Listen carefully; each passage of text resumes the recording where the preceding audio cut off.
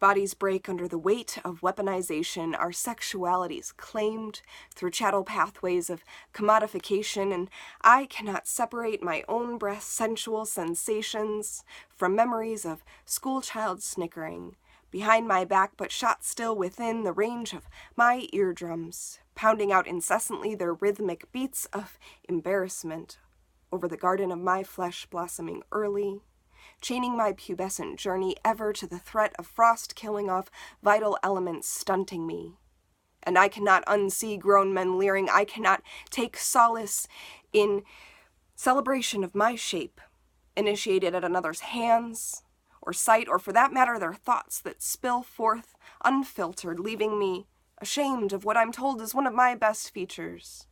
But that's just it. I'm not a floor model to be tested, and I want to love this self-scarred skin without being deposited unwillingly on a conveyor belt spectrum,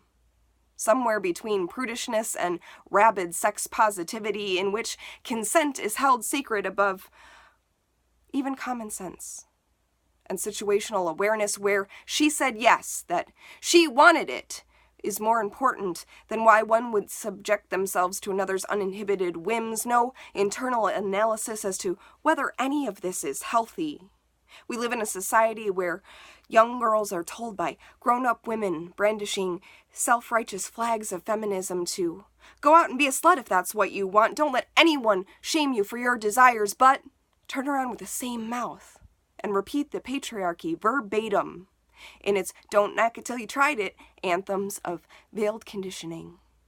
When these girls say that their desire, it would so happen, is to be left alone, to be not slapped or scratched or choked, but to remain unpressured by foaming-mouthed suitors, wanting them to enthusiastically agree to abuses being normalized in disturbing degree, being rebranded, packaged, pain play sold to us as empowerment through trust building, and they scream blasphemy when any girl dare say, "But how am I supposed to feel celebrated?" Much less safe, when what makes a man come these days is brutalizing this body of mine they claim to worship. And something remains amiss in this propagandist misogyny with a woman power stamp on it, when daddy issues is a phrase uttered with wetted lips, hunger dripping through its every syllable, when punishment is among the most popular of mainstream porn categories, and hardcore has become lame unless real-life girls are crying as their gag reflexes give way to numbness around the cocks of boyfriends who swear mascara streams down faces are a form of affection. Tell me, how am I supposed to love my curves when all my attempts at self-appreciation have ever done effectively is to call forth predators from their plain sight hidings, a mating call, identifying myself as prey, a soundless whistle sent out unintentionally